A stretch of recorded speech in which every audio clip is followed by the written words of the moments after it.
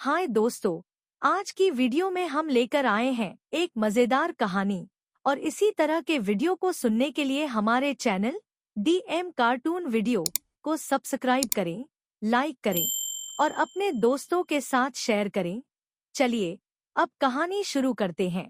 ऐसा बाप नहीं चाहिए। एक बड़े शहर में रतनलाल अपनी बेटी संध्या और छोटे बेटे कुणाल के साथ रहता है। रतनलाल बहुत गरीब है और शराबी किस्म का आदमी है। वो रिक्शा चलाकर अपना जीवन यापन कर रहा है। रतनलाल एक अधेड़ उम्र के आदमी योगेश्वर को कभी कभी अपनी रिक्शा से मार्केट या मंदिर छोड़ता है और कभी कभी बाजार से उसका सामान भी ले आता है। एक दिन रतनलाल योगेश्वर से कहता है, साहब, आपके पास गाड़ी है, फिर भी आप कभी कभी रिक्शा से क्यों जाते हो? इन शहर की गलियों को आराम से देखना मुझे बहुत पसंद है। ठीक है साहब, मैं चलता हूं, कल फिर आऊंगा। अरे रतनलाल, रुको तो। मैंने सुना है कि तुम अपनी बेटी को कुछ पैसों के बदले किसी को दे रहे हो। अभी किसी को बेचे नहीं तो क्या करे साहब। एक छोटा बेटा है, उसको पढ़ाना भी है, उसकी देखभाल भी करनी है, और अगर मैं बेटी को घर में रखूंगा तो उसकी शादी कैसे करूंगा साहब। तुमको कितने पैसे मिल रहे हैं? अब 50,000 साहब। देखो, मैं तुमको पूरे 20 लाख रुपए देता हूं। तुम अपनी बेटी संध्या को मुझे दे दो। हैं? 20 लाख? धन्यवाद साहब, धन्यवाद। मैं कल ही उसे आपके पास छोड़ जाऊंगा साहब। अगले दिन रतनलाल संध्या को हमेशा के लिए योगेश्वर के यहाँ छोड़ आता है और बदले में 20 लाख रुपए लेकर घर आ जाता है। रतनलाल जिंदगी में पहली बार इतने पैसे पाकर बौखला गया। उसने एक अच्छा घर लिया। कुणाल, अब हमें कोई चिंता नहीं है, तो अब अच्छे से पढ़, खूब मन लगाकर पढ़ाई करना। पापा, मुझे पढ़ाई करना अच्छा नहीं लगता। अरे तूने अगर ज्यादा बकवास की ना तो बहुत मारूंगा। कल से तू अच्छे स्कूल में जाएगा तो जाएगा, हाँ बस। कुणाल का एडमिशन एक अच्छे स्कूल में हो जाता है, लेकिन आए दिन स्कूल से शिकायत आती ही रहती है। 10 साल बाद एक दिन प्रिंसिपल मैडम रतनलाल को स्कूल में बुलाती है। रतनलाल, आपका बेटा कुणाल बहुत आवारा हो गया है और ये बिल्कुल भी पढ़ाई नहीं करता है, बल्कि उसका दिमाग गलत कामों में जा रहा है। अब मैं उससे बात करूंगा मैडम। ठीक है, आज ये आखिरी मौका है, अगली बार तो मैं उसे स्कूल से ही बाहर निकाल दूंगी। रतनलाल घर आ जाता है और कुणाल से कहता है, कुणाल बेटा, मैं तुम्हारे ऊपर इतना पैसा लगा रहा हूं, फिर भी तुम स्कूल में सही से क्यों नहीं पढ़ते हो? आप तो रहने ही दीजिए, मैं सब जानता हूं कि ये पैसा कहां से आया है। और वैसे भी अब ये पैसा मेरा है, मेरा जो भी मन होगा मैं करूंगा। आज के बाद मैं कभी स्कूल नहीं जाने वाला। रतनलाल को अपनी बेटी की याद आती है और वो रोने लगता है। 5 साल बाद कुणाल एक दिन एक लड़की को शादी करके घर ले आता है। पिताजी, ये मेरी पत्नी है स्वीटी। तुमने शादी कर ली? हाँ, शादी कर ली मैंने, दिखाई नहीं दे रहा। और अब से आप फिर से कमाना शुरू कर दो, बहुत बैठ कर खा लिया। कुणाल, तुम इस बुड्ढे को घर में क्यों रख रहे हो? देखो ना, ये शराब पीता है, इसे घर से बाहर निकाल फेंको।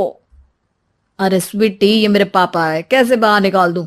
और वैसे भी घर में कोई तो चाहिए ना काम करने वाला, नौकर समझ कर रख लो। इस बुड्ढी को तो घर से बाहर निकाल कर ही रहूंगी मैं कब तक इसके लिए खाना बनाऊंगी। स्वीटी एक दिन घर के बाहर पार्क में अपनी दोस्तों के साथ बैठी होती है। तभी वो रतनलाल को बुलाती है।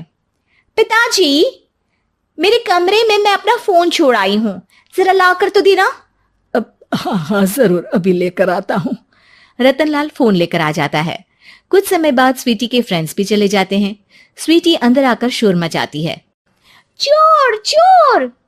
कहाँ है चोर? मुझे तो यहाँ कुछ नहीं दिख रहा। अरे ये अलमारी खुली पड़ी है, जरूर किसी चोर ने ही खोली होगी। अरे कौन आया था यहाँ? यहाँ तो पिताजी आए थे बस। अरे बहू, मैं चोर नहीं हूं। मुझे तो आप पर अब बिल्कुल भी विश्वास नहीं है पिताजी, क्योंकि जब आप पैसे के लिए दीदी को बेच सकते हो तो आप चोरी भी तो कर ही सकते हो। अरे लेकिन वो सब तो मैंने तेरे भले के लिए किया था ना। मैं तो कहती हूँ कि हमें इनकी कमरे की तलाशी लेनी चाहिए। तुम बिल्कुल सही कह रही हो। चलो स्वीटी और कुणाल दोनों रतनलाल के कमरे की तलाशी लेते हैं और उन्हें वहां स्वीटी की ज्वेलरी और पैसे मिल जाते हैं। मैं तो पहले ही जानता था कि चोर आप ही हो। निकल जाओ मेरे घर से और दोबारा अपनी शक्ल मत दिखाना। रतनलाल आंखों में आंसू लिए घर से निकल जाता है। स्वीटी मन ही मन सोचती है, आज तो मेरी प्लानिंग सफल हो गई।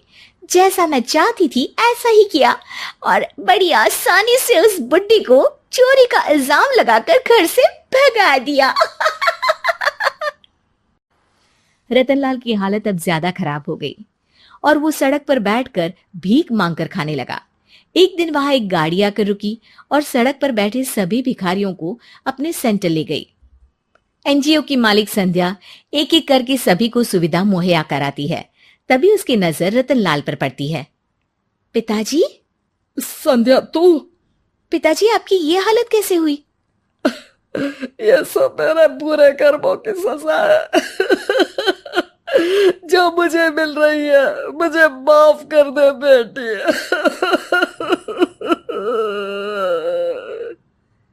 पिताजी, मैं आप पर बिल्कुल भी गुस्सा नहीं हूं, क्योंकि आपने मुझे यहां भेजकर अच्छा ही किया। मेरी जिंदगी बदल गई। लेकिन ये सब हुआ कैसे बेटा? आप ये नए कपड़े पहनो, तब तक मैं योगेश्वर अंकल को बुला कर लाती हूँ। योगेश्वर अंकल?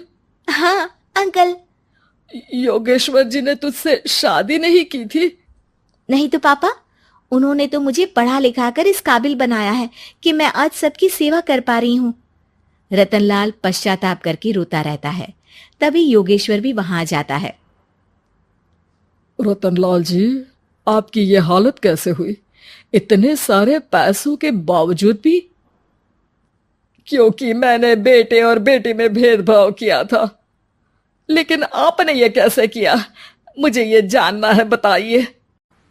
सालों पहले जब संध्या छोटी थी, तब मैंने एक बार एक आदमी से तुम्हें बात करते हुए सुना था, जो कुछ पैसों में संध्या को तुमसे खरीद कर शादी करना चाहता था। मैं उस समय एनजीओ में बच्चों के लिए ही काम कर रहा था और मैं किसी भी लड़की की जिंदगी खराब होते नहीं देख सकता था। इसलिए मैंने अपने जीवन की कमाई का एक बड़ा हिस्सा तुम्हें दे दिया था।